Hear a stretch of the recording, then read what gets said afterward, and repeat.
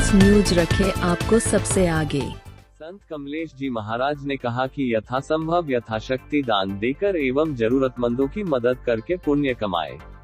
सांगानेर मुहाना सिद्धपीठ धाम के महंत संत कमलेश जी महाराज के सानिध्य में रविवार को सांगानेर स्थित गायत्री भवन में भक्तों को आशीर्वाद देते हुए प्रवचनों के दौरान जीवन उपयोगी कई गूढ़ रहस्यों की जानकारी दी। इस मौके पर संत कमलेश जी महाराज ने कहा कि मानव को यथाशक्ति अपने जीवन में दान देकर पुण्य कमाना चाहिए। किसी गरीब जरूरतमंद असहाय लोगों की मदद करके पुण्य कमाना चाहिए। मनुष्य को अपने समर्थ के अनुसार अपने जीवन में यथाशक्ति धार्मिक पर्व के अवसरों पर दान देकर पुण्य कमाना चाहिए एवं त्योहारों के अवसर पर गायों को हरा चारा खिलाकर पुण्य कमाना चाहिए।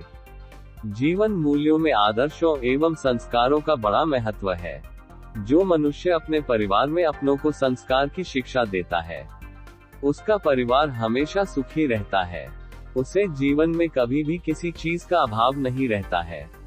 ऐसा ही एक सेवा भाव है संस्कार का भाव। निस्वार्थ भाव से यथासंभव असहाय एवं जरूरतमंद की मदद करना, सेवा करना हमें हमारे संस्कारों की पहचान कराता है। तन, मन और वचन से दूसरे की सेवा में तत्पर रहना स्वयं इतना बड़ा साधन है कि उसके रहते किसी अन्य साधन की आवश्यकता ही नहीं रहती। सांगानेर टाइम्स के लिए आगाज न्यूज राजस्थान की जयपुर से ओपी शर्मा की रिपोर्ट। महत्वपूर्ण बहुत लोग क्या है कि जब बोलते हैं ना तो लोग पूछते भी हैं।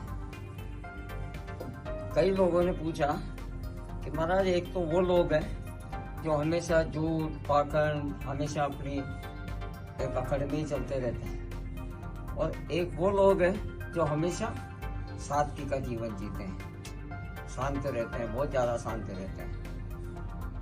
तो लोग ऐसा समझते हैं जो शांत रहते हैं उनके बारे में कि ये तो मूर्ख है, इनमें कोई अकल नहीं है।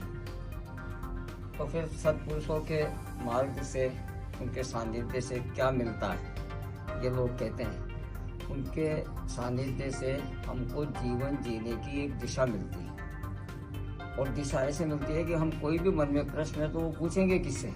व्यक्ति ऐसे होते हैं ना कि हर कोई तो किसी से पूछ नहीं सकते। अब होता क्या है कि वो व्यक्ति उसको देख देख के दे अशांत व्यक्ति, वो शांत व्यक्ति को देख देख के रहता है, इसको कोई पीड़ा ही नहीं है। जबकि उसको पीड़ा हो भी तो वो जाहिर नहीं होने देता। अशांत व्यक्ति हमेशा धीरे धीरे धीरे धीरे उसके दिमाग में कोई ना कोई ऐसी योजना चलती रहती है कि वो कैसे किसी को परेशान कर सके। उसमें उसका कुछ भी भला होने वाला नहीं है, लेकिन दूसरे को परेशान कैसे करे ये उसके मन में विचार आता रहता है। लेकिन अंत ये होता है कि अशांत वाले व्यक्ति को भी रास्ते पे शांति के पे आना पड़ता है। इसीलिए जितने भी सिद्ध पुरुष हुए उन्होंने शांति की बात इसीलिए करी कि शांति के पथ पे चलेंगे मन पे, जब भी हमारा जीवन बदलेगा। अब लोग क्या समझते हैं कि बहुत बर्दाश्त करते हैं, सहनशील होते हैं, सादगी से जीते हैं, तो लोग उनको कमजोर मान लेते हैं। ऐसा नहीं है। जो सहनशील होगा, जो सादगी से रहेगा, उससे ज्यादा बड़ी ताकत कोई भी लेके नहीं बैठा होता है। कारण उसके साथ भगवान होते हैं।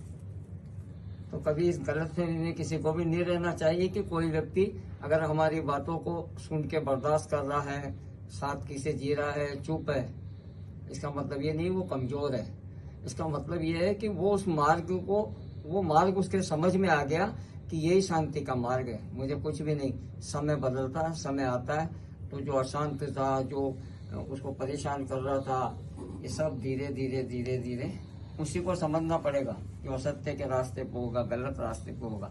इसलिए अपने तो सब जने जितने भी लोग हैं वो शांति का ही मार्ग तलाश करो। कितना भी सहन कर लो, एक सीमा होती है, कोई बात नहीं है, सीमा तक तो सहन करो, बाकी तो रास्ते फिर अपने आप भगवान खोल देते हैं।